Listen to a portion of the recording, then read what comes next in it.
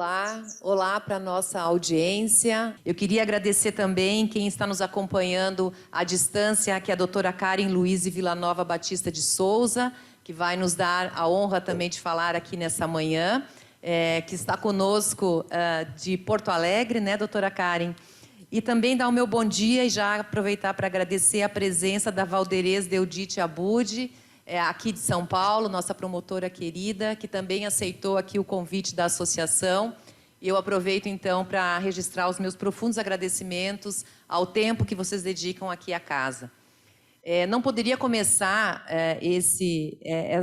essa minha participação no Mês da Mulher sem falar também da importância do protagonismo das mulheres no direito e fora do direito. E aqui eu queria agradecer de maneira muito especial, não só o presidente Mário Luiz Oliveira da Costa, nosso querido presidente da associação, mas me dirigi muito especialmente à nossa diretora cultural, a doutora Flávia Fornaciari Doria, que organizou junto com todo o conselho e com todo o grupo de diretoras essa programação intensa há um mês de março dedicado à temática feminina e não a temática dos avanços das mulheres e a necessidade ainda de protagonismo em vários campos,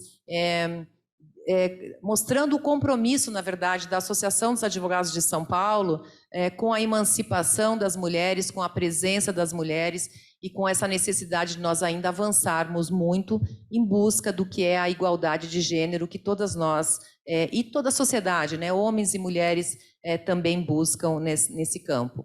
Não só porque as mulheres ganham com a igualdade de gênero, mas porque a sociedade ganha com a igualdade de gênero, né? Mas então eu gostaria só de agradecer, cumprimentar a associação por essa intensa programação, dizer de novo do redobrado prazer de estar aqui nessa casa que eu considero a minha casa. E fazer a apresentação, então, agora aqui das nossas palestrantes que vão tratar hoje sobre os caminhos do direito para além da advocacia, né? Então, nós estamos aqui com uma magistrada e duas promotoras, nos dando também a perspectiva e a visão da contribuição dessas áreas para além daquilo que é o nosso ofício aqui, a advocacia. A doutora Celeste dos Santos, que está aqui comigo, ela é promotora de justiça, gestora do projeto AVAR, que é aqui em São Paulo, é doutora em Direito Civil pela Universidade de São Paulo, mestre em Direito Penal pela PUC de São Paulo. Ela é a idealizadora do Estatuto das Vítimas, do qual ela vai tratar na fala dela, um tema importantíssimo que nós vamos ter o prazer de ouvi-la. Ela também é coordenadora do Grupo de Estudos de Gênero das Promotoras e Promotores de Justiça aqui do Estado de São Paulo. E ela deu um presente a São Paulo em 2020, no aniversário de São Paulo, e atualmente ela é a gestora do Memorial às Vítimas do Covid no Parque do Carmo. Um importante memorial para marcar na história, não só da cidade de São Paulo, mas na história do país, essa questão da vítima, a temática relacionada com todas as pessoas vitimadas pela Covid-19, e eu aproveito já para cumprimentá-la e agradecer por esse projeto importante que nos deixa a memória e a importância de a gente ter esses referenciais na história né, do Brasil.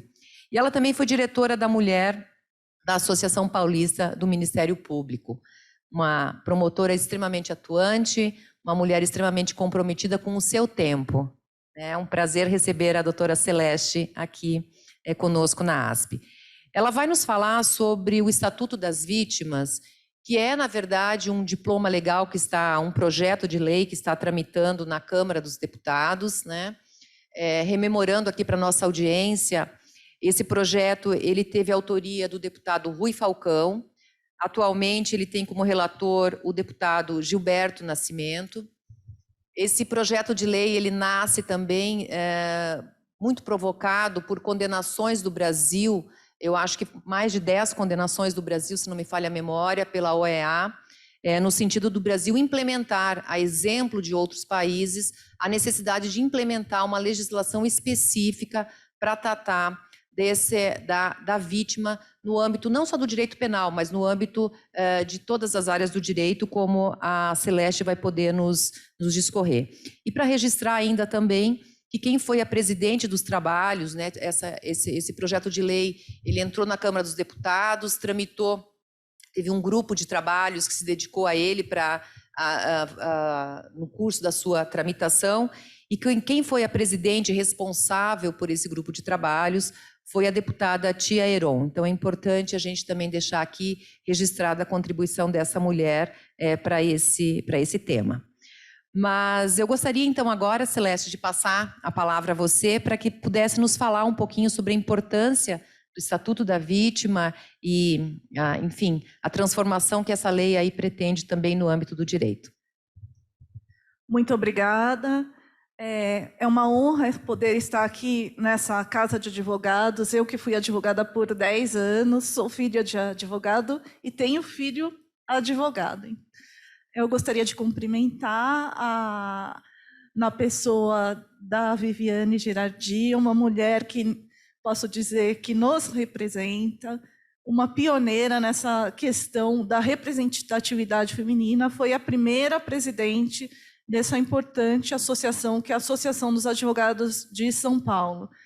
E nesse quesito representatividade, posso dizer, Viviane, que os advogados estão muito mais avançados do que nós, promotores de justiça, promotoras de justiça e também juízas de direito. Acho que a doutora Valderez vai tratar um pouco dessa questão da representatividade. Ante o tempo exíguo, eu vou me limitar a ele. Gostaria de fazer uma saudação muito carinhosa à presidente, né, a doutora Flávia, que nos convidou para esse grupo de trabalho, também a minha amiga Renata. Uma grande saudação, um beijo enorme, um carinho imenso. Registrar a minha admiração pela Procuradora de Justiça, que é uma honra, depois de 15 anos de Ministério Público, poder compartilhar de uma mesa de trabalhos com aquela que me introduziu no Ministério Público de São Paulo. O meu primeiro júri, eu fui pedir o socorro da doutora Valderez, que sempre foi solícita, aberta às colegas e preocupada com a temática da representatividade das mulheres no Ministério Público. Também a juíza de direito, doutora Karen, um prazer dividir essa mesa com a senhora, que vai falar do importante tema da questão da diversidade. E admiro muito os magistrados do Rio Grande do Sul, inclusive a resolução 343 do Conselho Nacional do Ministério Público, nós fizemos junto com o núcleo de vítimas do Ministério Público do Rio Grande do Sul, a doutora Ivana, que é uma grande amiga, não sei se a doutora Karen conhece, mas manda os meus abraços a ela. Bom, a primeira questão que se coloca é por que Estatuto da Vítima? Se puder colocar o slide, por favor. Por que nós estamos aqui em pleno século XXI discutindo o Estatuto das Vítimas, na qual o presidente da Câmara dos Deputados, Arthur Lira, pensou no meio de 2.000 projetos que estavam paralisados na Câmara dos Deputados para que pudesse ter uma tramitação e uma votação célere, tanto na Câmara, que já está em fase de apresentação do relatório, como no Senado, ante esse pedido todo especial do presidente Arthur Lira para que houvesse essa votação. A quem ficam os meus agradecimentos. Bom, o Estatuto da Vítima ele é o projeto de lei 3890 de 2020. Ele tem origem num movimento que foi iniciado pelos promotores criminais da Barra Funda em 2018, no qual buscavam uma revisão, um apoio, um acolhimento, um reconhecimento de direitos às vítimas de crimes. Inicialmente foi criado o projeto AVARC, que é o acolhimento de vítimas, análise e resolução de conflitos, que foi premiado pelo Conselho Nacional do Ministério Público e consta no Programa Nacional de Políticas Criminais e Penitenciárias de 2020 a 2023, como projeto a ser replicado em todo o país. Quando veio a pandemia, surgiu o questionamento. Assim, bom, nós temos as vítimas de crimes, mas e todas aquelas pessoas enlutadas, todas aquelas pessoas que estão perdendo os entes queridos? E por que não todos nós? Porque nós estávamos e estamos ainda vivenciando um trauma, que ele é histórico, ele é coletivo e ele é cultural. Nós precisamos, sim, nos espelhar em diplomas internacionais, como o Estatuto Português, o mexicano, o espanhol, a lei argentina e também o Código de Processo Penal francês. Porém, para que haja uma verdadeira humanização no trato às vítimas, nós não podemos ficar circunscritos à limitação que é feita por um Código de Processo Penal. O Código de Processo Penal ele é só um recorte da vida da pessoa que vivenciou um fato vitimizante. Esse fato vitimizante ele possui diversas origens e os efeitos são comuns. Ele pode ter origem em um crime, um ato infracional, uma grave violação de direitos humanos, como estamos vivenciando hoje com a questão ucraniana, e também ele pode ter fruto graves distúrbios sanitários, como a questão da pandemia. E é nesse sentido que foi criado também o projeto Higiamente Saudável, em que nós acolhemos por meio de um protocolo de crises e emergências, desenvolvido juntamente com a professora Jônia Lacerda, que ela é psicóloga hospitalar, doutora pela USP, e também coordena a Faculdade de Psicologia da Faculdade das Américas. E pudemos fazer esse acolhimento da questão, um acolhimento emocional. Então, não é terapia, foram desenvolvidas de 8 a 12 sessões para formar a resiliência daquela pessoa, mas uma resiliência que fosse transformativa, ou seja, quando acabasse a pandemia, nós não voltássemos para o mesmo ponto, mas que nós pudéssemos gerar opções justamente para criar um fortalecimento individual, mas também da sociedade enquanto coletividade. Oferecemos também pelo projeto IJA um acolhimento jurídico. Nisso eu gostaria de saudar todos os advogados e advogadas pro bono que atuam nesse projeto, acolhendo vítimas, por meio de orientações, auxílio jurídico, porque no início da pandemia nem mesmo a Defensoria Pública estava aberta. Então, agora já foram regularizados os trabalhos, mas no começo foi realmente como se nós estivéssemos vivenciando um estado de guerra. Um acolhimento espiritual, esse acolhimento espiritual não se confunde com religiosidade. Nós temos facilitadores restaurativos formados pela Faculdade Menonita, a Eastern Mennonites, que fizeram o curso comigo em 2019 e fornecemos diversos tipos de práticas restaurativas. São práticas restaurativas. No Brasil se popularizou muito o tema justiça restaurativa, como se fosse alusivo a uma única realidade. E se confunde muito com a mediação, conciliação cíveis. Tanto que as primeiras regulamentações do Conselho Nacional de Justiça colocava, olha, a justiça restaurativa, a vítima terá que fazer concessões recíprocas com o ofensor. Você veja que é uma situação em que a pessoa já foi vítima de um crime, ela está numa posição de desigualdade e ela tem que fazer concessões. Mas, se vocês forem procurar as regulamentações, é exatamente isso o que está escrito.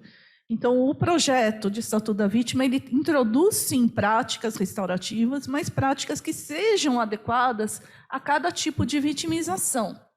Por exemplo, uma vítima de violência doméstica, jamais você poderá, inclusive se visa proibir, que mediações e conciliações cíveis sejam realizadas, mesmo na esfera civil, porque para você ter a pressuposto é que as partes estejam em situação de igual poder.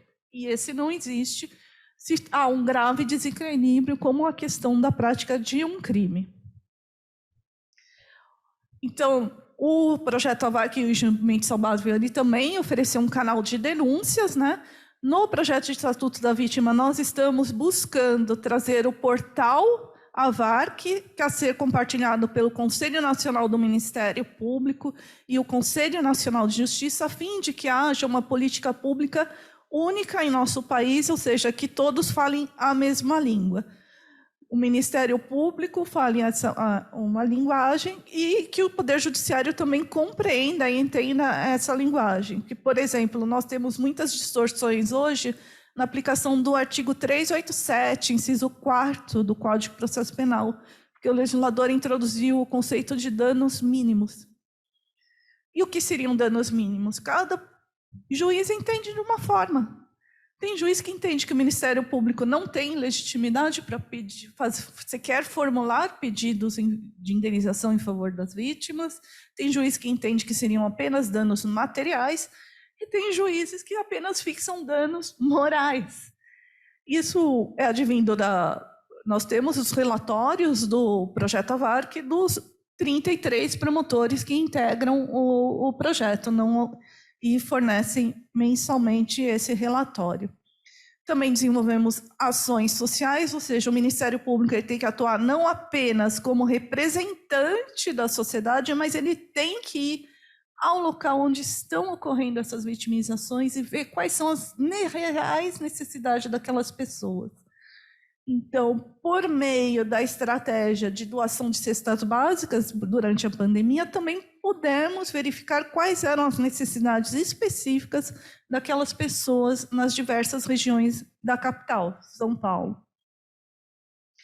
Como precedentes, então, históricos do Estatuto da Vítima, nós temos a Declaração da ONU dos Princípios Básicos de Justiça Restaurativa e Abuso de Poder, de 1985, que o Brasil não adotou esse código padrão, ou seja, nós estamos em mora, né, desde 1985, na tutela dos direitos das vítimas.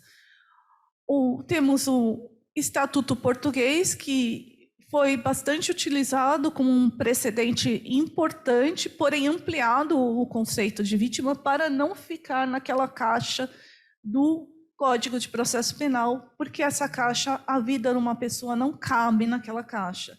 Uma pessoa ela não precisa só de orientações, informações processuais, ela precisa de apoio psicológico, ela precisa de médico, ela precisa ser reconhecida e ser validado o seu depoimento. Nós precisamos inverter a lógica da culpabilização da nossa sociedade, em que ocorre um crime e quem é questionado em juízo é a vítima. Inclusive, nós estabelecemos que a vítima ela deve ser ouvida uma única vez. Quantos e quantos episódios nós temos na imprensa noticiados de revitimizações, ou também chamadas vitimizações secundárias, ou seja, que é aquela que é causada por aqueles que teriam a obrigação de resguardar pela integridade física e psíquica daquela vítima.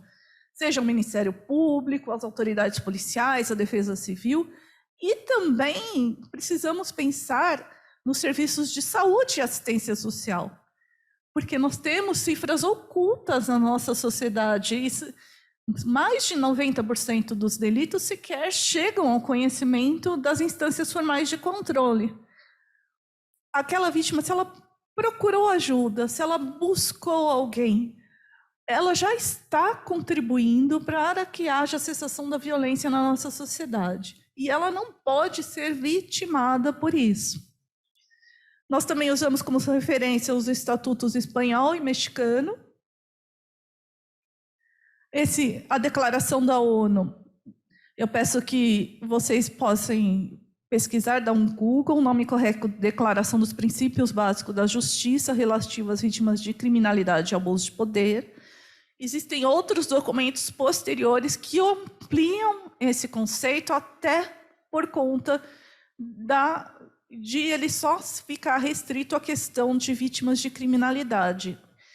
Nós temos vítimas de pandemias, temos vítimas de desastres naturais, nós acompanhamos na Bahia, no nosso Réveillon, tudo o que ocorreu, as inúmeras vítimas de Petrópolis, o desastre causado pela Braskem em Alagoas e também na Bahia, as chuvas que também no nosso estado afetaram diversas cidades, como Francisco Morato, por exemplo, Ferraz de Vasconcelos.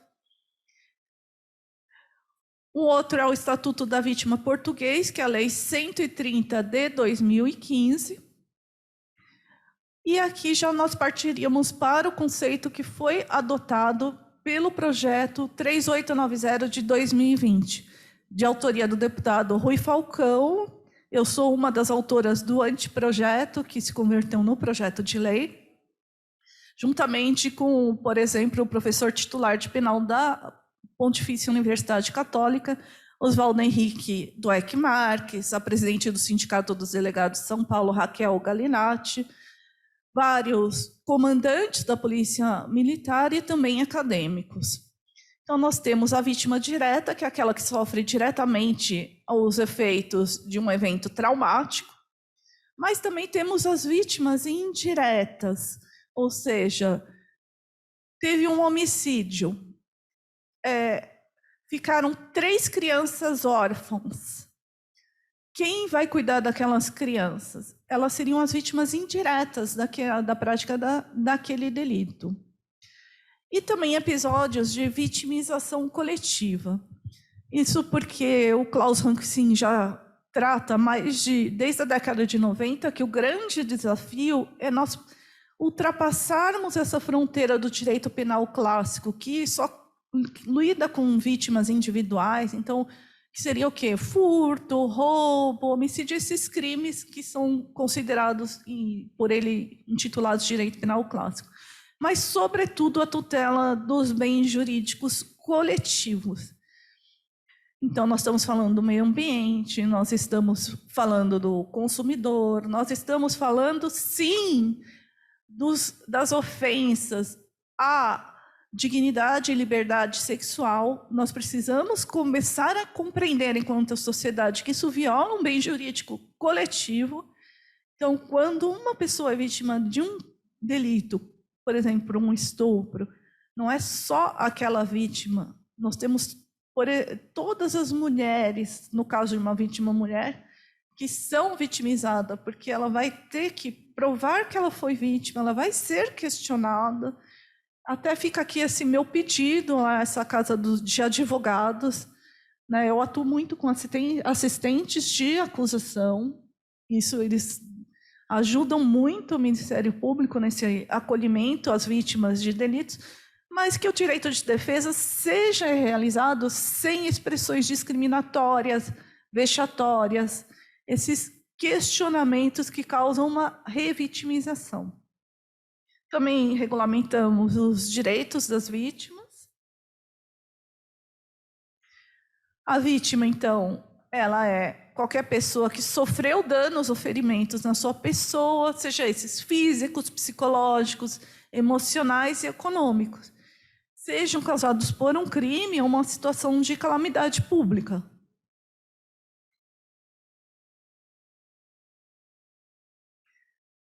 As vítimas indiretas. Então, aquelas que possuem qualquer relação de afeto ou parentesco até o 3º grau. Isso é o mesmo conceito que está no diploma português e espanhol. E nós introduzimos um conceito da vitimização coletiva, embora até a declaração da ONU fale de forma esparsa dessa questão. Ou seja, qualquer ofensa à saúde pública, ao meio ambiente, sentimento religioso, consumidor, fé pública e outras hipóteses que comprometam seriamente determinado grupo social. Acredito até que a juíza, hoje que aqui está presente, vai tratar dessa questão de gênero e os grupos sociais violados. Bom, para finalizar minha fala, que eu acredito que esteja chegando ao final, só queria mostrar para os senhores esse quadro exemplificativo que foi desenvolvido num curso específico de capacitação em superação de traumas e formação da resiliência, no Centro de Formação de Facilitadores na Virgínia, né? Então, nós temos 2 ciclos, nós temos o eixo da vítima e o eixo do agressor. Enquanto nós trabalharmos só o eixo do agressor, nós não vamos estar combatendo a violência na nossa sociedade. O eixo da vítima, a vítima ela tem o tempo dela, até por isso que nós propusemos que sejam revogados os prazos decadenciais do Código Penal, porque ele é um prazo rigorosamente que corre contra a vítima, diferente do prazo prescricional, que é um prazo contra o Estado. Então, em si, ele já está criando um obstáculo do acesso à justiça, porque a vítima ela tem o seu tempo. Primeiro, ela leva um tempo de luto, dela reconhecer para si mesma que ela foi vítima de um crime. Depois, o segundo ciclo é a da misericórdia, ou seja, ela tem que, sobretudo, primeiro, se perdoar, porque existe na nossa sociedade a lógica da culpabilização da vítima. Por que ela estava sozinha? Por que ela estava vestida daquela forma? Ah, ela bebeu, então ela assumiu o risco. Esses tipos que está no nosso inconsciente coletivo que interfere até na possibilidade da vítima querer denunciar o crime que a vitimou. Então, aí a misericórdia, então, antes de trabalharmos o perdão do ofensor, nós precisamos trabalhar a resiliência, a superação do trauma daquela vítima, para que ela possa se perdoar. Aí há a busca pelo acesso à justiça, ou seja, a busca por uma resposta do Estado. Né? Na misericórdia nós estamos falando não apenas do trabalho do Estado, mas também nós como sociedade. A obrigação não é só do Estado. O artigo 144 da Constituição Federal ele é expresso, é dever da sociedade e do Estado, enquanto nós não interagirmos esses 2 entes que não são abstratos. A sociedade são todos os senhores que estão aqui assistindo essa palestra e presenciam diariamente episódios de violência, seja contra a mulher, seja contra outros coletivos vulneráveis. Aí a justiça é a busca de uma resposta do Estado. Essa resposta já atendi inúmeras vítimas com condenações gravíssimas. Aquilo para ela satisfez? Não. Então, não é necessariamente o rigor punitivo que vai permitir a cessação da violência na nossa sociedade. E, por fim, ela vai obter a paz, ou seja, ela vai se, como disse a atriz Cristiano Machado, se vocês entrarem na Câmara dos Deputados, ela fala assim, falou, eu não quero ser uma sobrevivente. A justiça restaurativa trabalha-se muito de nós tirarmos a vítima da posição de vítima para ser uma sobrevivente. E ela falou assim, não, eu não quero ser uma sobrevivente, eu tenho direito a ter uma vida plena, eu tenho direito à felicidade, eu não tenho que ser vitimizada o resto da minha vida. E eu até mudei esse conceito que veio dos meus estudos de justiça restaurativa. Exatamente, é mais do que ser uma sobrevivente, é poder ter uma plenitude de vida. Eu agradeço a atenção a todas e a todos e devolvo a palavra à nossa anfitriã, a querida, também que foi presidente dessa casa, doutora Viviane. Obrigada, Celeste. Queria te agradecer pelas palavras e também já de início pedir desculpas, porque a gente tem um tempo muito exíguo e o tema aqui é riquíssimo, mas só pontuar que a importância desse tema e te agradecer demais por trazê-lo aqui para o nosso debate, porque ele inverte uma lógica de todo o sistema e eu acho que é disso que a sociedade também está reclamando nesse momento, né? Ela tocou, por exemplo, você vê, são pontos muito importantes, só para pensar aqui na questão da temática relacionada às mulheres. A vítima mulher, quando ela bebe, esse é uma agravante para colocá-la ainda numa situação de culpabilidade, né?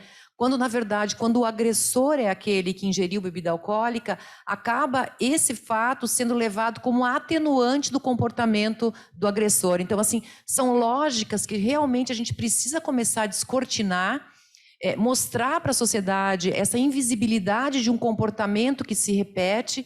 Então, eu queria, Celeste, te cumprimentar, mas, sobretudo, te agradecer por trazer essa temática desse estatuto que está ainda em tramitação E talvez aqui já fazer uma provocação à Associação dos Advogados, quem sabe convidar o relator, convidar quem está à frente desse projeto lá na Câmara para um debate amplo, que eu acho que é uma contribuição interessante, relevante, que a associação pode dar também na contribuição dessa legislação. E te cumprimentar por ter sido a idealizadora e quem também deu um pontapé para que o Brasil também avance nessa temática. Muito obrigada. Eu que agradeço, doutora Viviane, é sempre um prazer e satisfação. Obrigada.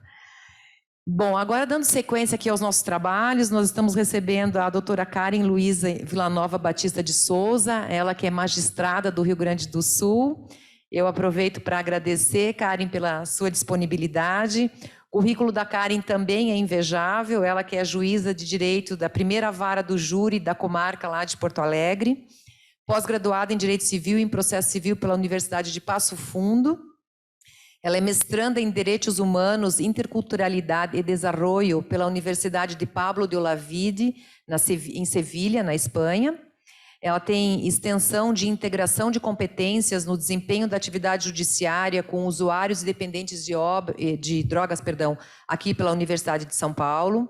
Membro do Instituto de Acesso à Justiça, Comitê de Igualdade de Gênero, Raça e Diversidade do Tribunal de Justiça do Estado do Rio Grande do Sul, formadora da Escola Nacional de Formação de Magistrados e integrante do Grupo de Trabalho de Políticas Judiciárias de Igualdade Racial, de Segurança Privada do Conselho Nacional de Justiça. E ela ainda é membro da Comissão de Juristas para promover o aperfeiçoamento da legislação antirracista no Brasil. Karen vai nos falar sobre o protagonismo feminino e a perspectiva de gênero como premissa do sistema de justiça, um tema também extremamente relevante quando toca a temática das mulheres. Karen, você está com a palavra. Muito obrigada. Bom dia, Viviane. Bom dia, doutora Celeste, doutora Valderez.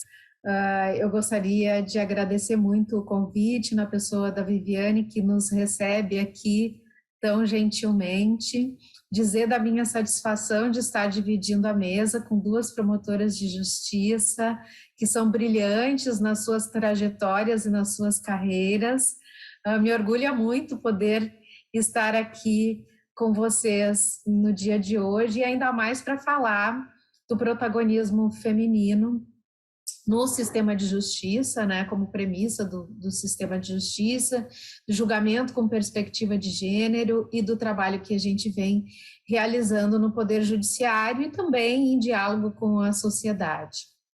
Inicialmente, eu gostaria de dizer, assim, trazer um plano de voo para vocês com relação à minha fala. Eu fiquei pensando muito, até pelo título, né, pela chamada do nosso painel, de como a gente poderia conversar para além da advocacia sobre essas questões. E aí eu pensei um pouco na minha história, e por isso eu dividi em 3 partes a minha fala, para dizer um pouquinho a respeito da escolha e a gente poder pensar o protagonismo feminino, a conquista, né, o que foi e o que é o ingresso de mulheres no sistema de justiça, em especial no Poder Judiciário, e os nossos desafios tratando aí da questão do julgamento com perspectiva de gênero. Eu falo da escolha inicialmente porque, embora eu possa me considerar como uma mulher negra, alguém que é uma exceção nesses espaços, exatamente porque tive acesso a boas escolas, oportunidades, ingressei no curso de Direito cedo ainda, menina, formei-me muito cedo. Quando eu fui ingressar no mercado de trabalho, eu percebi algumas dificuldades de acesso em razão de ser uma mulher, em razão de ser uma mulher negra, né? E isso acabou fazendo com que eu pensasse sobre as minhas escolhas para o exercício da profissão, levando em consideração onde eu teria mais oportunidades. E aí, por óbvio, ouvindo os conselhos dos meus pais, eu acabei optando por prestar um concurso público e, por isso, o da magistratura, porque entendia que, enfim, se alinhava muito mais ao meu perfil, a um perfil de liderança, um perfil de decisão, de composição, e eu acho que essas são características que nós, mulheres e mulheres das carreiras jurídicas, ostentamos de um modo geral, né? A conquista pela magistratura ela veio muito cedo, né? Eu sou magistrada há 23 anos aqui no estado do Rio Grande do Sul. Atuei nas comarcas de Campo Bom, Júlio de Castilhos, Encruzilhada do Sul, Soledade durante 10 anos e, por fim, cheguei aqui a Porto Alegre e já jurisdiciono em vara criminal e vara especializada do júri há mais de 10 anos, 12, 13 anos agora estou completando. Algumas observações, então, a partir dessa conquista, né, que eu faço de ocupar um espaço que é majoritariamente masculino. Nós sabemos que o Poder Judiciário é composto majoritariamente por homens brancos. Eu procuro fazer sempre esse recorte racial também, porque eu acho que nós não podemos fugir dessa leitura numa sociedade que é majoritariamente negra. Temos 56% de pessoas negras na nossa sociedade e temos um poder judiciário com mais de 80% de pessoas brancas, né? Quando a gente pensa o direito e procura pensar os fatos sociais e analisar os fatos sociais, a gente tem que fazer isso a partir de diferentes perspectivas. E, pelo menos no recorte racial, a gente tem uma perspectiva majoritariamente branca por parte daqueles que são os julgadores. Então, o que eu percebo nesse espaço, né? E essa percepção, ela não é uma percepção apenas minha, ela é uma percepção que vem sendo trazida para a academia, né? A partir das pesquisas que são realizadas a respeito da composição do judiciário e da participação das mulheres no Poder Judiciário. A gente verifica que estamos nas cúpulas, tá? Sim, mas temos uma dificuldade muito grande de acesso. Existe uma sutil discriminação, tá? Ela não é direta, tá? Ela vai acontecer de modo indireto, até na própria construção dos instrumentos jurídicos que vão regular a progressão da nossa carreira.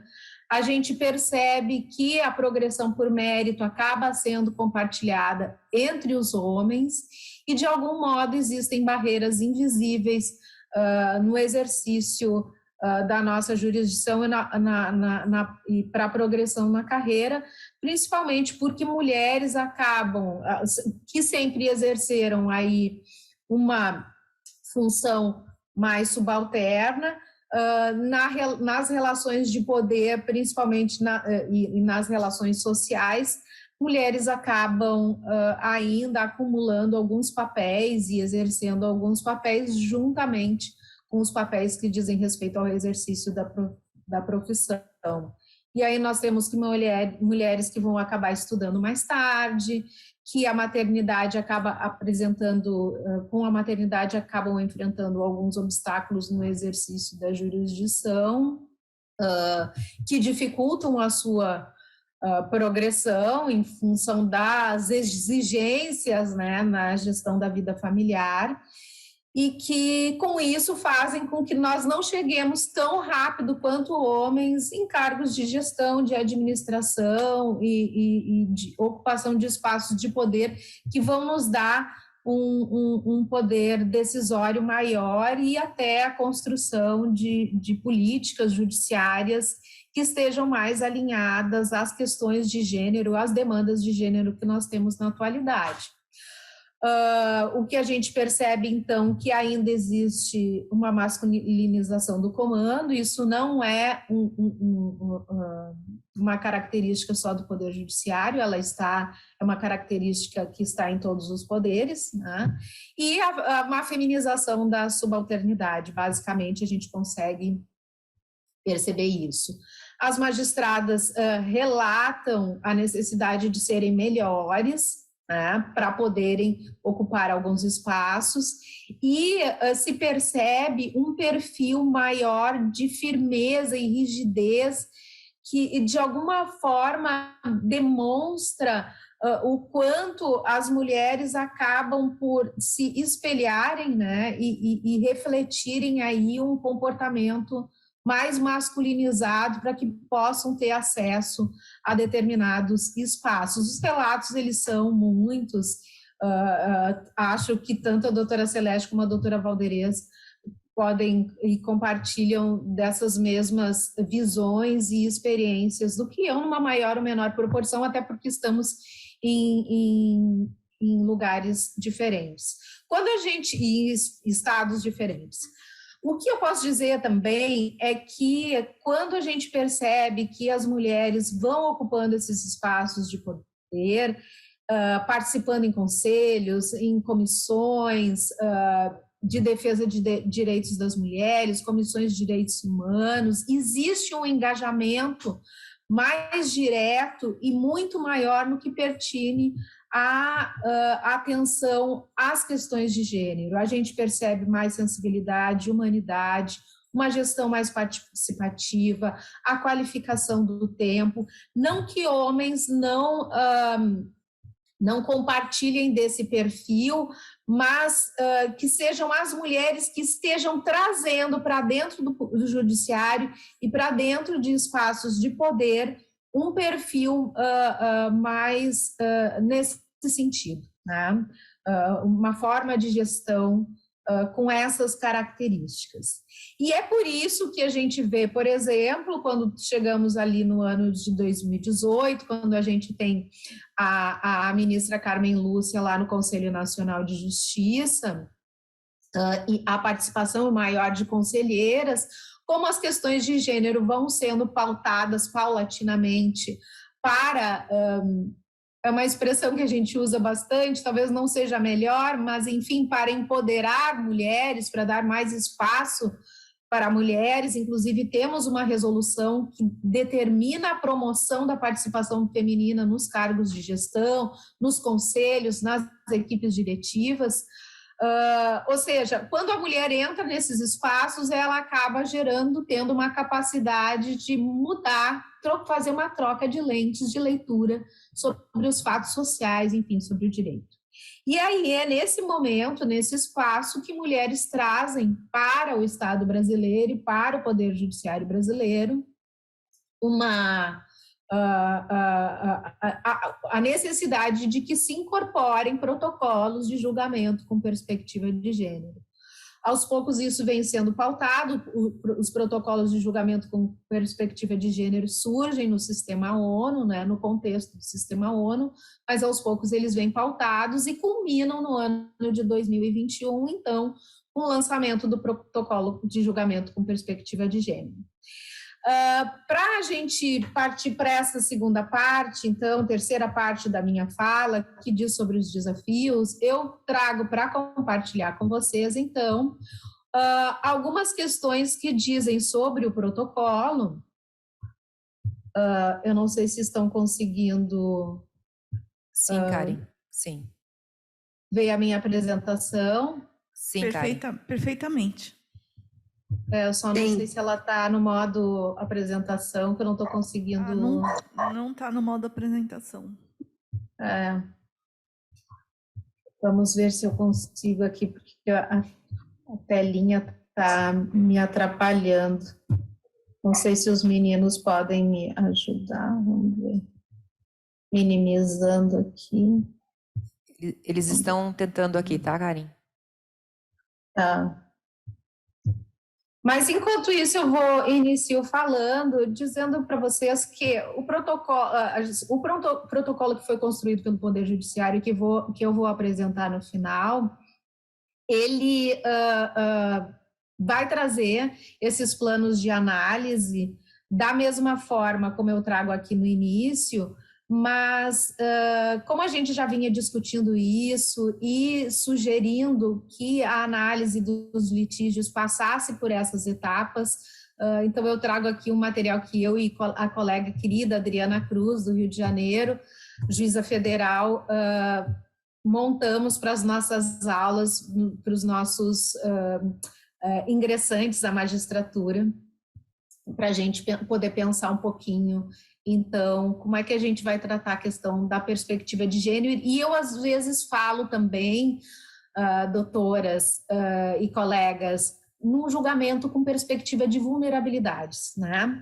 E é por isso aí, então, que a gente, quando estiver diante de um processo, e eu acho que essa é uma tarefa que não é só do magistrado, ela é uma tarefa do Ministério Público, é uma tarefa da advocacia, a gente tem que pensar se alguma das pessoas está em situação de vulnerabilidade, pobreza, marginalidade, alguma forma de discriminação, e como essas pessoas devem ser tratadas nesse processo, né?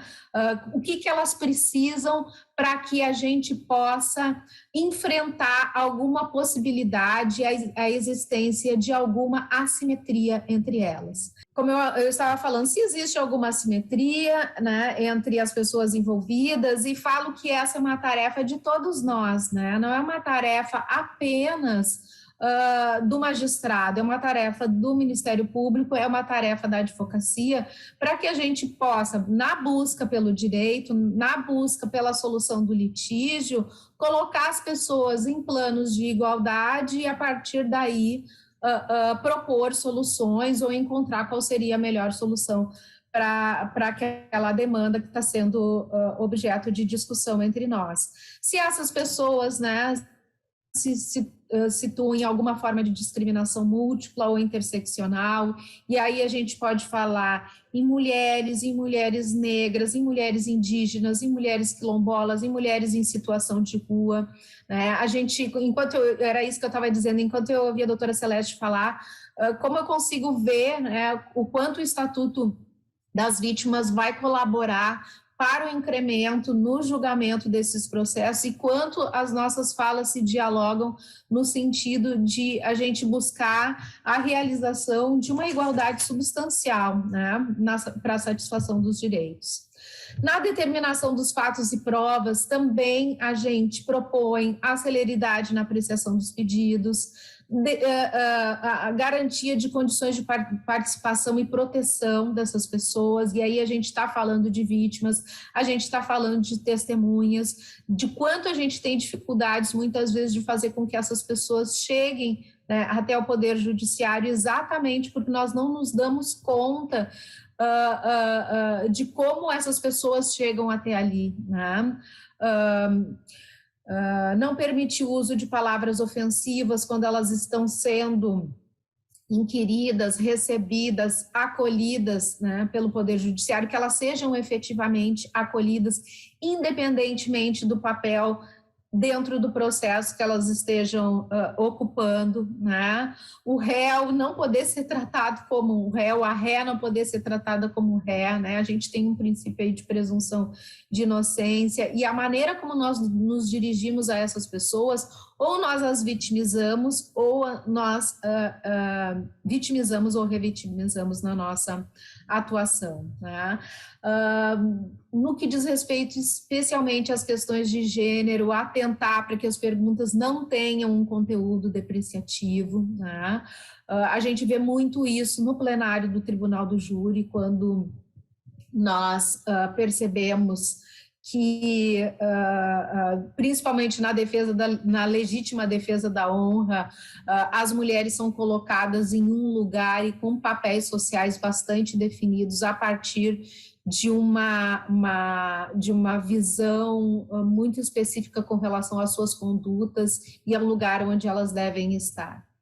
Então, assim, na aproximação com as partes, um vocabulário correto, uma escuta atenta, não interromper, dar às vítimas e às partes confiança, ser sensível às suas necessidades básicas, como bebida, os recursos, se elas têm recursos para retornar para casa, como é que elas chegaram até ali.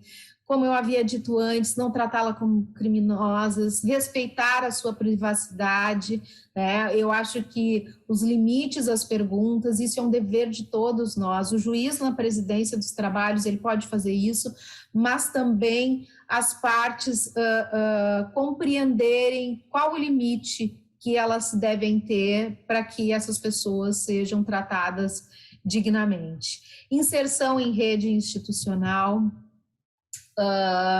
E pensar também que a gente não deve estar pautado por estereótipos sexistas ou de qualquer outra ordem, né? A gente muitas vezes formula uma pergunta, eu costumo dizer nas minhas aulas, e já tem uma resposta pronta para aquilo, para ela, né?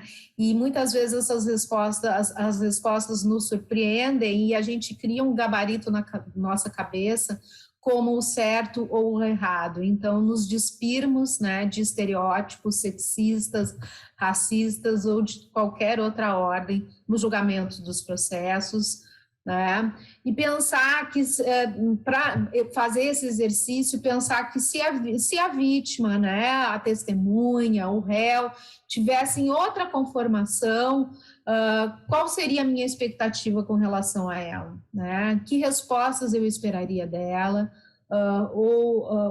como eu a questionaria, como eu a trataria.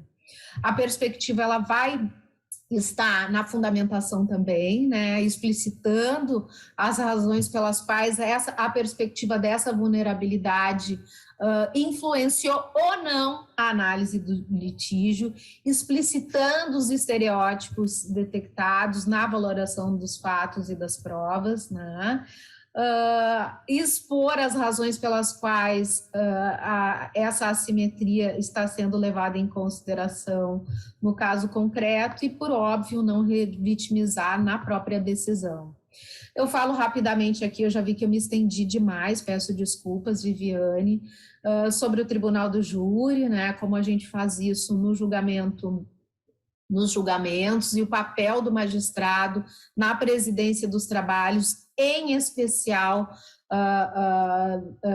nos limites à legítima defesa da honra, que eu acho que foi um marco muito importante, o julgamento da DPF, na quesitação, para que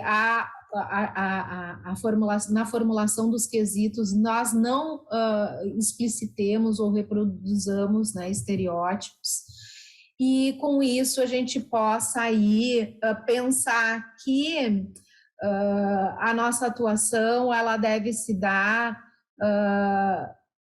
enxergando a questão da neutralidade da magistratura por um outro viés, né? Porque ser neutro nesses casos é não considerar a perspectiva de gênero, não considerar essas questões que atravessam as pessoas, mulheres, né, nas suas vidas e nas suas relações em sociedade, e as colocam na pirâmide social das opressões. Então, é por isso que temos aí o protocolo de julgamento com perspectiva de gênero, que eu só apresento para vocês. Ele tem um guia para magistradas e magistrados, mas essas questões que estão aqui apontadas, elas servem também para traçar uma linha de atuação para todos os operadores do direito, e eu espero que ele seja muito, mas muito aproveitado por todas e todas, para que a gente possa realmente realizar o que eu falei antes, a igualdade substancial. Eu acho que ele é resultado da atuação de mulheres, né, nos espaços de poder, e ele demonstra o quanto cada mulher no Poder Judiciário é uma esperança de igualdade de gênero. Muito obrigada. Muito obrigada, Karen. Foi um prazer te ouvir, também uma lição, enfim, escutar todos os seus pontos, as suas pontuações, e dizer que a sua fala comunga mesmo e conversa muito com a fala da Celeste, e a gente percebe ao ouvir as duas, de como realmente a perspectiva que nós temos pela frente é de uma mudança de paradigma no sentido dos valores que estão em jogo, né? Seja no campo da legislativo, como a Celeste falou, seja no campo da atuação, como você bem pontuou. Essa questão da forma de tratativa das pessoas no âmbito do Poder Judiciário, né? E muitas vezes aqui eu faço a meia-culpa por parte da advocacia, né? Quando a gente vai para o exercício, muitas vezes, do direito de defesa. Eu acho que o que nós estamos chegando no momento que a gente precisa dar um passo civilizatório continuar a exercer o direito de defesa, continuar a exercer todas as garantias em favor do acusado, mas não sem a gente precisar colocar a vítima num sentido abaixo daquilo que são valores que nós já temos como um patamar civilizatório já conquistado, né? Eu acho que a gente está mostrando para o Poder Judiciário, dentro, né, do Poder Judiciário, a necessidade de nós revermos também essa prática, né, esses valores. Parece que são luzes que estão acendendo em todos os campos, nos dizendo que nós precisamos de mudanças, não só na questão da perspectiva das mulheres, mas, como você bem colocou, na perspectiva dos vulneráveis, né?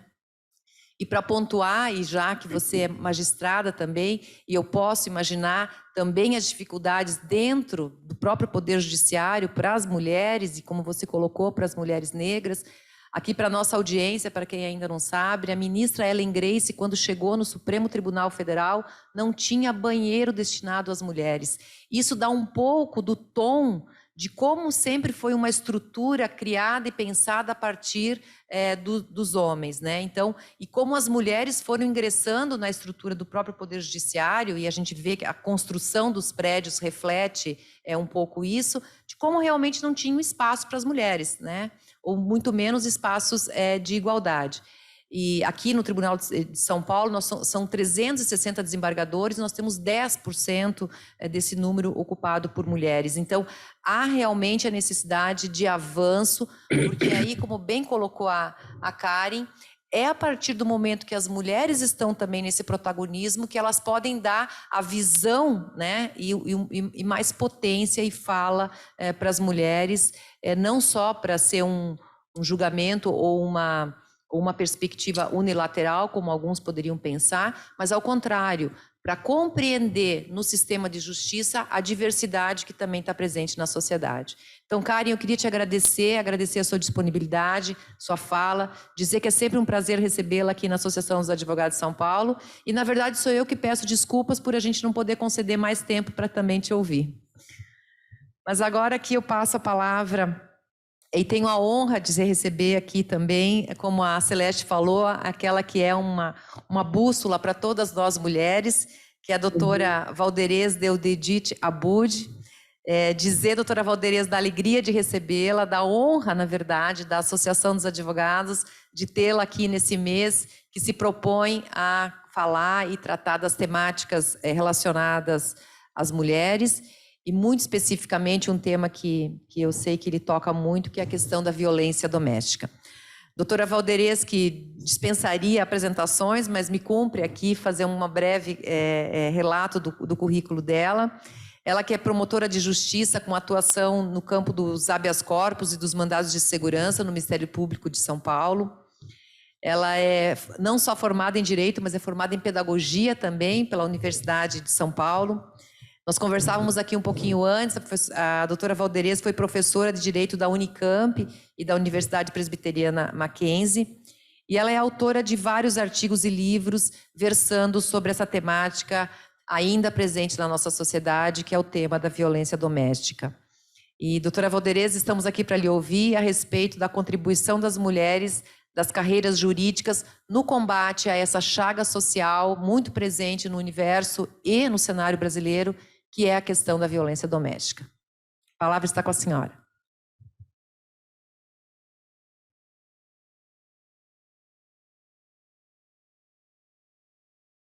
A conexão dela travou um pouco. Voltou. Doutora Valderez, a senhora me ouve? Tá dando para ouvir? Tá, por favor. A senhora está com a palavra.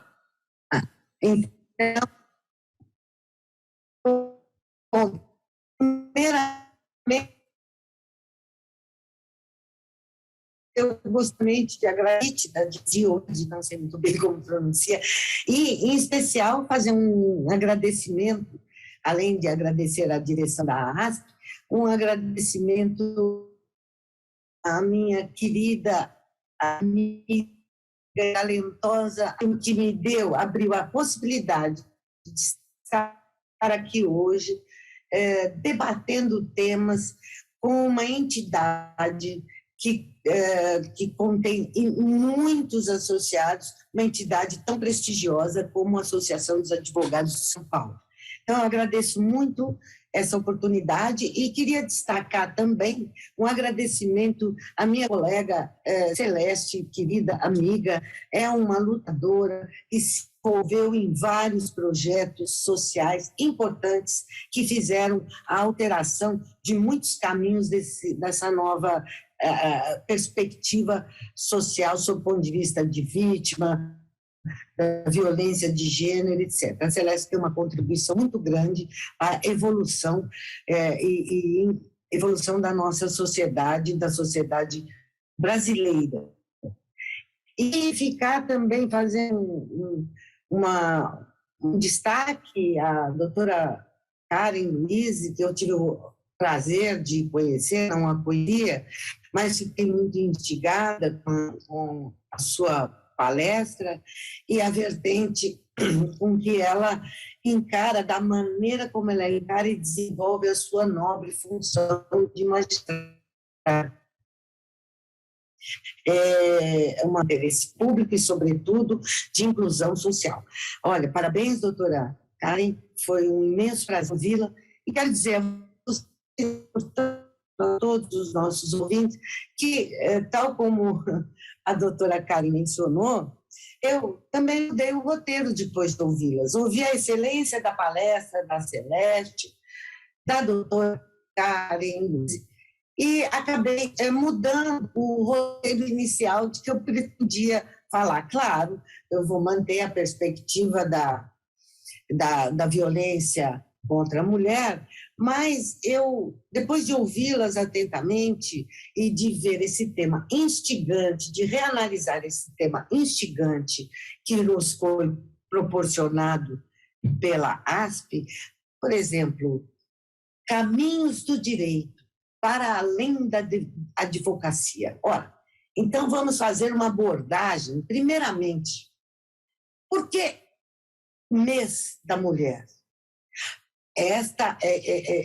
Essas palestras fazem parte de eventos que estão envolvidos neste mês de março, e no dia 8 de março se comemora o Dia Internacional da Mulher, e durante todo o mês há festividades e comemorações para homenagear as mulheres. Há quem diga vertentes importantes da sociedade brasileira, de que com o avanço que as mulheres tiveram, com o avanço que as mulheres obtiveram, não haveria mais necessidade deste marco e desta homenagem, como se a mulher ainda ocupasse um lugar, um espaço de segunda categoria. Se vocês ainda tinham dúvida, eu tenho certeza que poucos dias antes do Dia Internacional da Mulher, aqueles enduvidados acabaram tendo a certeza da importância e necessidade de um mês de março e de um dia 8 de março ainda permanecer como um mês de militância, um mês de luta e de eterna vigilância. O Brasil foi brindado uma conversa entre um deputado e seus amigos, falando das mulheres refugiadas, como olhando para mulheres vítimas de uma guerra, mulheres da guerra e buscam refúgio, buscam a proteção em outros países. Nós ouvimos um deputado, um formulador de leis da Casa Legislativa de São Paulo, dizer que elas eram pobres, eram mais fáceis porque eram pobres. Diante deste espetáculo de horror que nós tivemos que assistir, nós concluímos pela inexorável certeza de que a mulher ainda é vista como um objeto de satisfação sexual, como uma cidadã de segunda categoria, como uma cidadã que ainda não atingiu os seus espaços devidos, atingiu na vida real e não na vida formal, porque nós aqui no Brasil temos leis muito avançadas, notáveis até, em função da busca da igualdade da mulher. Mas o que isso pode trazer de concreto na nossa existência. Olha, nós, integrantes das carreiras jurídicas, os aplicadores da lei, juízes, promotores, advogados, nós temos que fazer uma imensa autocrítica da nossa atuação. Eu acredito e tenho certeza que todos nós, esses novos desafios da sociedade contemporânea, exigem que os profissionais de direito deixem o seu trabalho tradicional para trás e passem da sua função principal, o advogado como defensor do direito, de defesa, o promotor como o defensor da ordem jurídica e o juiz como o aplicador da lei, nós temos que ver aquela perspectiva social da lei. Nós não temos mais, eu acredito, que nós temos que pensar, primeiro, o famoso tripé não é inimigo. Juiz não deve ser inimigo de promotor, promotor não deve ser inimigo de advogado, o advogado não deve ser inimigo de todos. Nós todos fazemos a cumplicidade e fazemos parte do Estado democrático de direito. E sem a presença de cada um desses atores no cenário jurídico nacional, a democracia estaria enfraquecida ou nem sequer estaria estabelecida. Então, o que eu penso, depois de ouvir atentamente as palavras aqui das minhas antecessoras? Nós temos que enfrentar os novos desafios. Nós temos advogados, juízes, promotores, têm que contribuir para a formulação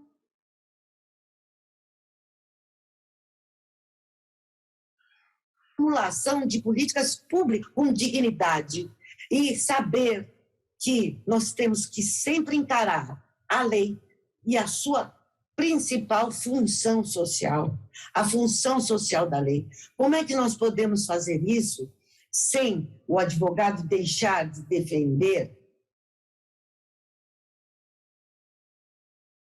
o interesse do seu contrário, de uma pessoa? O promotor não deve ser o acusador sistemático e depois o aplicador literal da lei, como um computador chancelando aquilo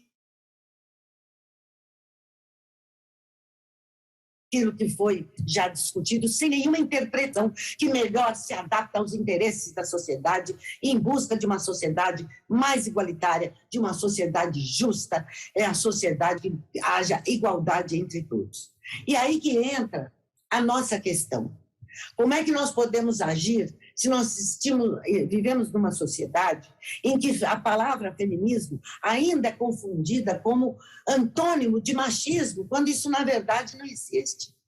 O feminismo nada mais é do que a luta das mulheres e de todos para que todos sejam iguais perante a lei. Ora, portanto, pela definição singela, mais autêntica do que seja feminismo, é verdade que deve ser uma luta que envolve a todos e não mais ser olhada com um certo tom de escárnio, como se a mulher feminista fosse uma mulher contestadora, a mulher que quer romper as barreiras sem rumo e sem meta.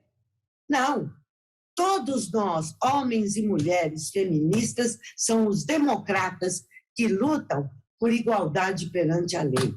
Então, nós já começamos, desde logo, a expurgar estereótipos no próprio palavreado, na própria linguagem nossa. E aonde que está a grande problemática da mulher? Agora há pouco mesmo eu disse que nós temos leis notáveis. Nós temos a terceira lei, a Lei Maria da Penha, é a terceira lei mais avançada do mundo, desse ponto de vista de violência e de proteção à mulher. Ao mesmo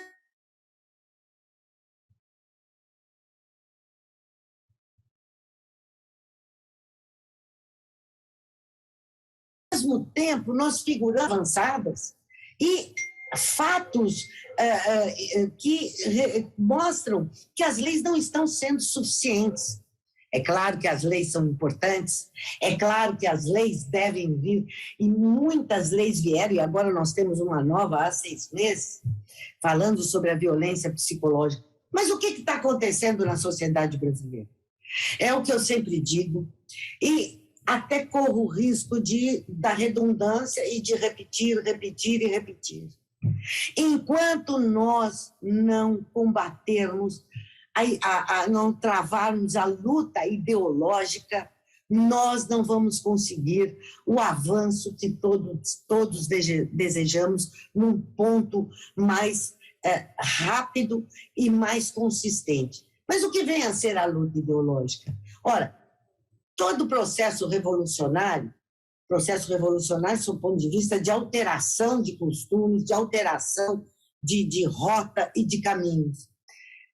A luta ideológica é a última que se trava, mas é a mais difícil, porque ela é invisível. Porque nós nascemos e vivemos numa sociedade patriarcal e assimétrica, em que homens e mulheres não são iguais. Não são iguais porque nós temos uma cultura de dominação.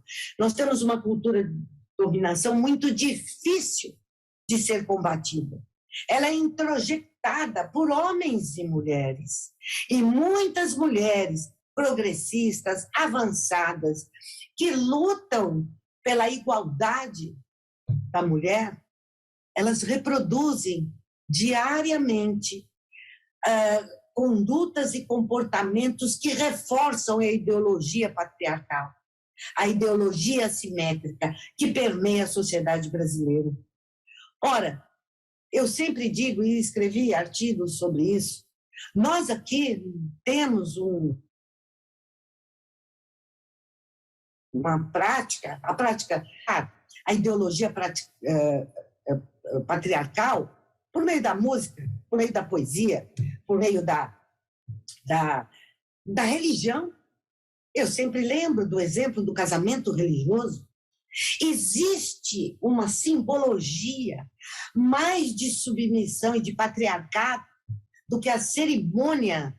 A cerimônia não, porque a cerimônia eu acho que todo mundo tem o direito de escolher sua religião, de escolher seu credo e a sua crença. Mas a simbologia do pai levar a mulher até o altar, carregando como se fosse seu dono, para entregar por um outro dono, que vai ser o seu marido, são simbologias que estão introjetadas na nossa psique e que vão reforçando o comportamento de submissão e de patriarcado. As músicas de A Pilha de Amor Não Dói. Ora, então, se nós não travarmos a luta ideológica, qual é? A clareza e a conscientização desses padrões de comportamento que estão introjetados na sociedade brasileira, nós não vamos conseguir esse avanço. Sabem por quê? Porque as nossas leis são avançadas. Mas se os operadores e os aplicadores da lei, e nisso entra o promotor, o advogado e o juiz, não tiverem essa perspectiva de igualdade, essa perspectiva de gênero, nós vamos continuar no atraso, ou vamos continuar no atraso, nós vamos ter sempre muitas dificuldades para o avanço. Basta lembrar, todos nós aqui somos da área jurídica, e quando houve a sanção e entrada em lei a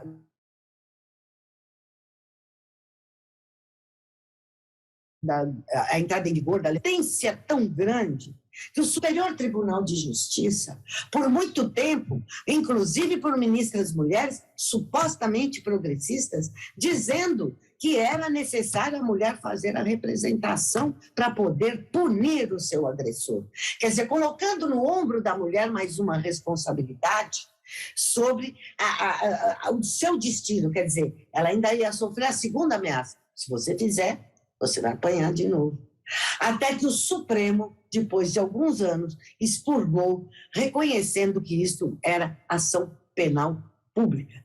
Ou seja, o que vem a ser isso, senão uma resistência a dar à lei a sua destinação, a sua função social e a sua finalidade buscada pelo legislador. Isso sim é nós irmos fazer a lei, aplicar a lei como ela deve ser em busca de uma igualdade social. Mas, para tanto, nós temos que travar esta luta ideológica, nós temos que tirar do nosso imaginário todas essas configurações de patriarcado, de submissão. Como disse a querida colega Celeste e a eminente magistrada Karen Luiz, os advogados também estão os advogados e as advogadas também estão e podem travar essa luta sem deixar 1 milímetro de exercer a sua função, que é a defesa do seu constituído. Porque defender alguém não é uma advocacia privada, ela pode ser privada sob o ponto de vista, mas a defesa, o direito de defesa, é exercer a atividade pública, porque é um direito constitucional que todos nós temos.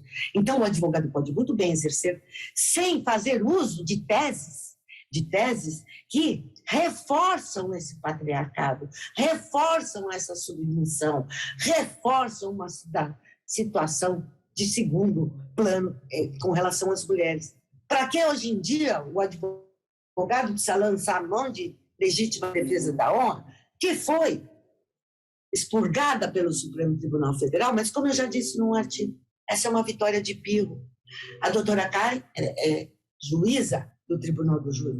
E ela sabe muito bem que um promotor e um advogado pode falar atualmente as suas 3 horas sobre legítima defesa da honra, sem mencionar uma única palavra sobre essa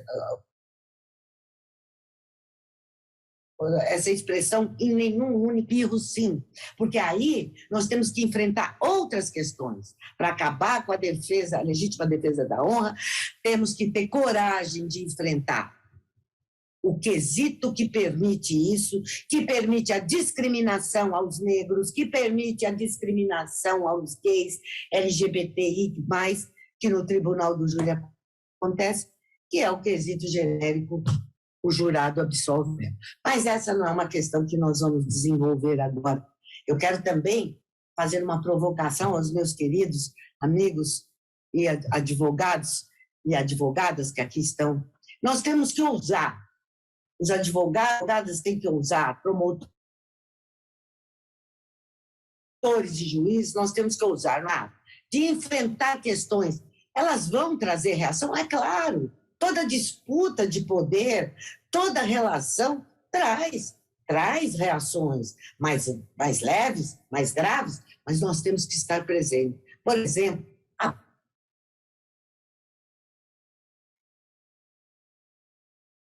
própria associação que eu tenho, a ONU, pode propor a modificação. Advogados do Brasil.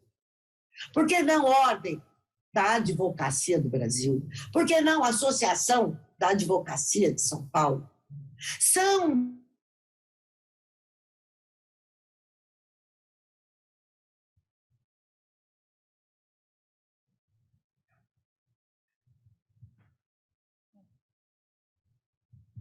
Caiu?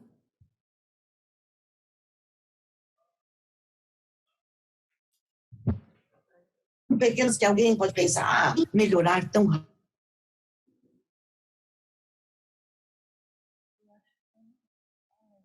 rapidamente. Eu sei que minha honra de poder aqui debater e dizer o seguinte: vamos lutar, vamos ousar, vamos lutar por introduzir a disciplina de direitos humanos no ensino fundamental, nas escolas da magistratura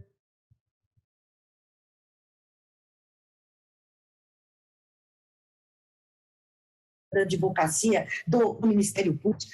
Vamos lutar, vamos ousar, porque eu quero dizer aqui que lutar não é brigar, não é a contestação pelo simples simples fato de contestar e brigar. Ao contrário, eu quero terminar dizendo a frase da nossa querida Coralina sobre a luta.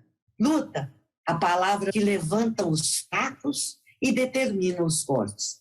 E nós somos fortes. Nós podemos, juntos, mudar a sociedade em busca de uma sociedade mais justa e igualitária. Muito obrigada pela oportunidade de falar com vocês. Muito obrigada, doutora Valderez. Como eu falei de início, é sempre uma honra e é sempre uma grande oportunidade de aprender quando a gente tem, enfim, a senhora e a possibilidade de ouvi-la como agora nessa manhã.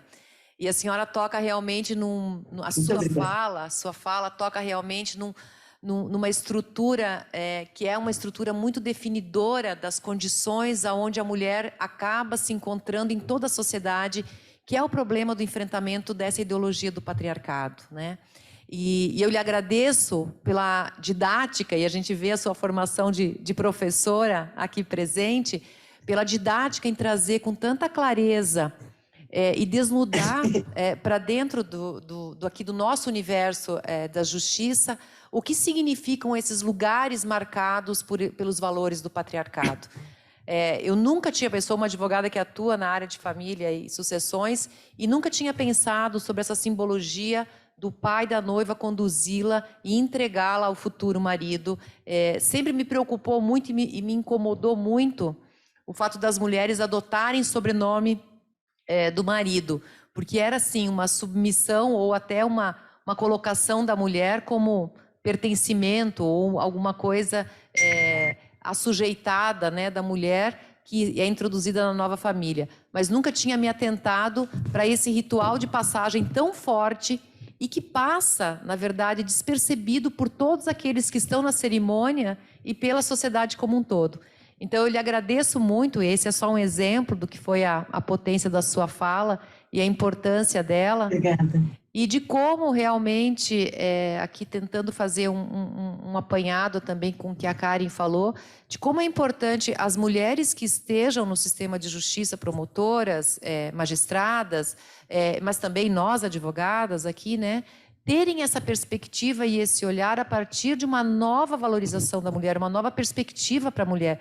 Porque senão nós acabamos sendo mulheres que reproduzem um sistema que nos coloca sempre num lugar de submissão ou de lateralidade, como a gente vivencia ainda muito na sociedade.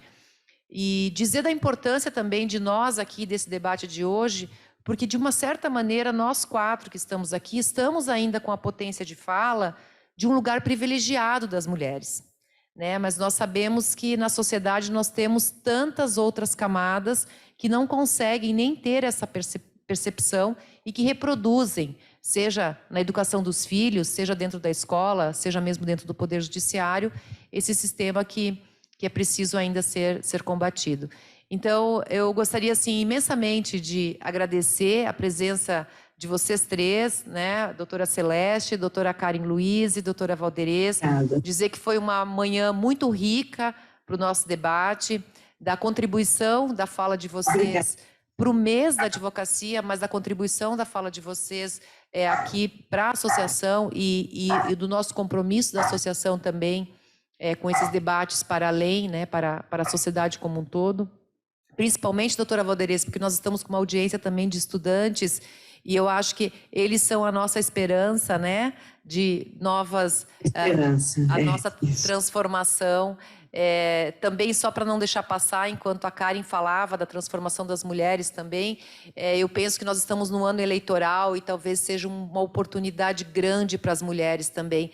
Lembrando que as mulheres, quando estiveram...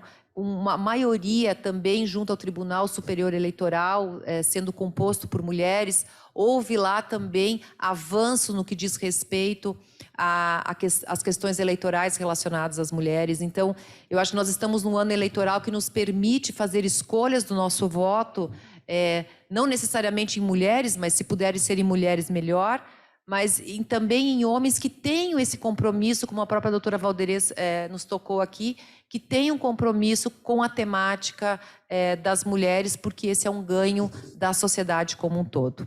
Então, eu queria agradecer a todas vocês, dizer da minha honra de conduzir esse painel nessa manhã, agradecer imensamente à Associação dos Advogados de São Paulo pela realização de toda essa programação no Mês da Mulher. Nós temos aqui inúmeras perguntas que vieram para as debatedoras, mas nós estamos com um problema limitadíssimo de tempo. Então, eu vou me permitir, se a Celeste me permitir também, fazer uma pergunta a ela, e eu peço licença para a Valderez e para a Karen em direcionar essa pergunta a ela, porque foi a doutora Adélia Pessoa, da Paraíba, uma grande promotora, uma lutadora dos direitos das mulheres, que também é advogada, enfim, e que me dá a honra aqui dessa audiência. E a Adélia pergunta, então, à doutora Celeste, se ela poderia falar um pouco, eu peço que seja breve, Celeste, sobre o processo vitimizatório, as fases desse processo. E aí, com a resposta da Celeste, nós damos por encerrado os trabalhos dessa nossa manhã. Está com a palavra. Muito obrigada, Cristina, muito obrigada pela pergunta também. Quais seriam as fases do processo vitimizatório? Só queria também fazer uma interface com a palestra das minhas antecessoras, que o Estatuto da Vítima tem um capítulo todo destinado às vítimas de especial vulnerabilidade, seja em razão do gênero, da raça e todos os direitos fundamentais básicos. E esse pode, ou até inclusive, ser atribuído pelo magistrado e pelo promotor de justiça, essa condição, se não estiver no rol que não é exaustivo apresentado. No tocante ao processo vitimizatório, nós temos 4 fases básicas do processo vitimizatório, que a primeira fase seria, então, uma negação da vítima, né? Ela nega essa condição, ela nega para si mesma. Até ela ter esse reconhecimento, esse tempo, ele varia de pessoa para pessoa. Eu já tive pessoas de 60 anos que me procuraram e foram vitimadas com 12 anos de idade. Então, isso não cabe numa caixa de um processo penal, por isso até a proposta de abolição dos prazos decadenciais. Então, essa seria a primeira fase do processo vitimizatório.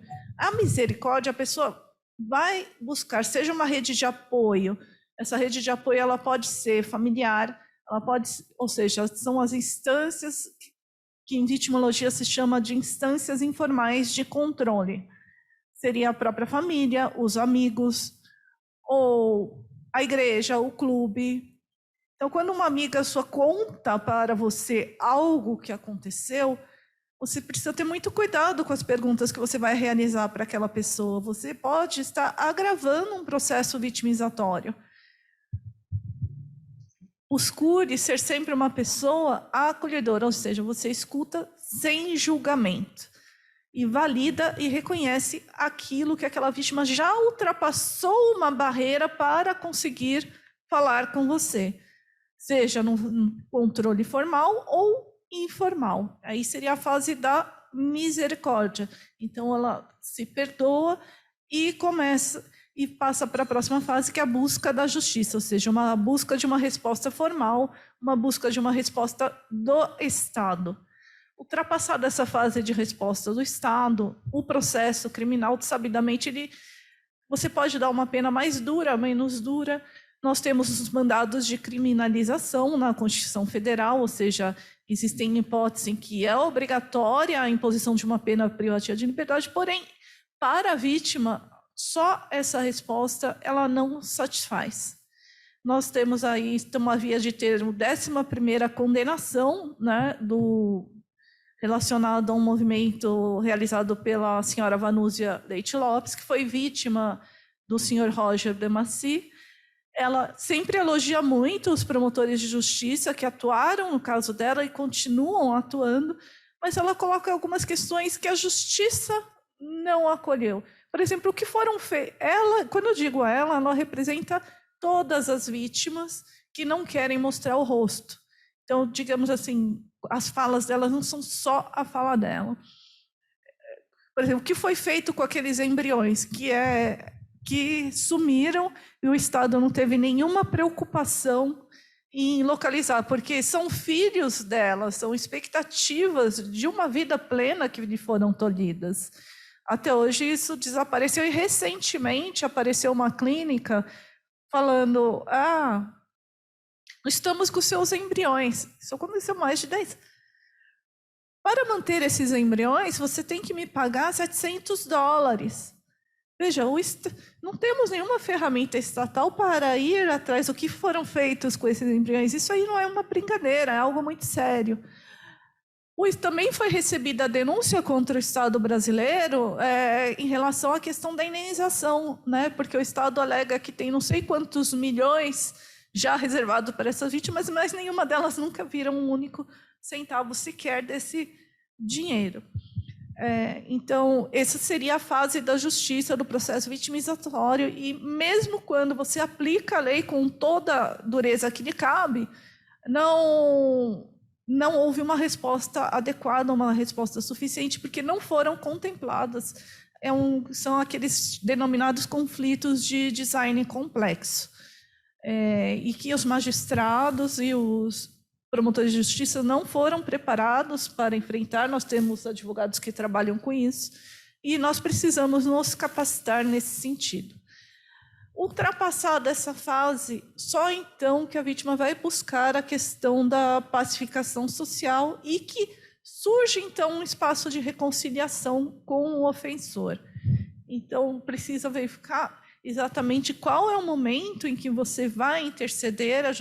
Então, quando você fala em práticas restaurativas, elas podem ser antes, né, da instauração do processo criminal, durante ou mesmo na fase penitenciária. Isso é muito comum, tanto vítima e ofensor só estarem prontos, por exemplo, para realizar uma conferência vítima-ofensor durante o cumprimento da pena, ou seja, respeitado o tempo da vítima, até o próprio ofensor tem o seu tempo, em que eles possam se reconhecer e, de fato, trabalhar essa questão que não vai ser dirimida apenas pela imposição de uma pena.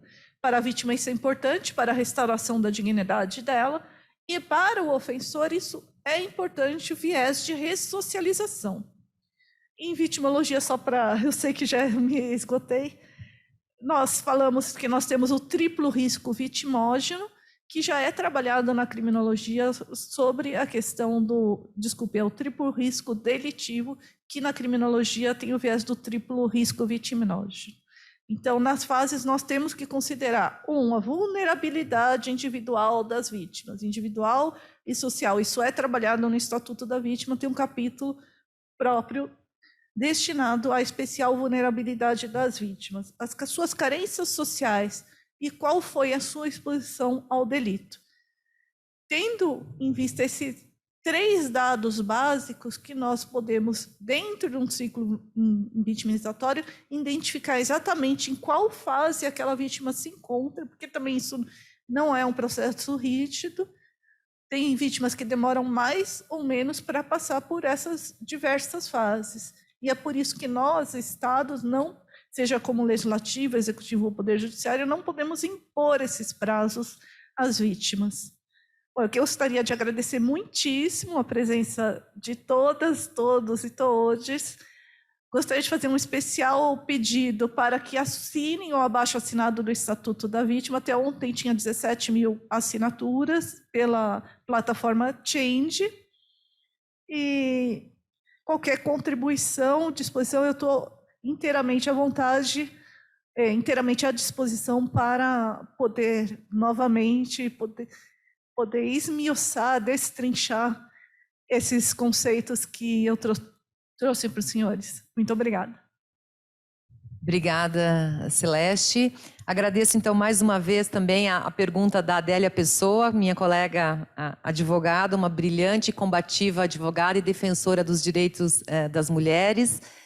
Agradeço aqui a Karen pela sua disponibilidade, pela sua fala, e também a doutora Valderez, dizer que foi realmente uma honra poder conduzi-las nesse nosso bate-papo de agora de amanhã. convidar a nossa audiência para a programação que ainda continua aqui na Associação dos Advogados, sobre as temáticas relacionadas ao universo jurídico, mas também extrajurídico, com temas relacionados à questão da saúde das mulheres, à questão das finanças. Tem aqui palestras extremamente interessantes, com participações interessantes, por exemplo, finanças pessoais, né, o equilíbrio entre a razão e a emoção. Tem um workshop sobre inteligência plural, enfim, temáticas que contribuem para a nossa emancipação e para o nosso fortalecimento também aqui no âmbito da sociedade. Então, meu muito obrigada às nossas palestrantes de hoje, e nós nos despedimos por aqui. Obrigada a toda a nossa audiência, advogados e advogadas, estudantes, meninos e meninas que aqui compareceram para ouvir essas nossas 3 feras dessa manhã. Muito obrigada. The moonlit wings reflect the stars that guide me towards salvation.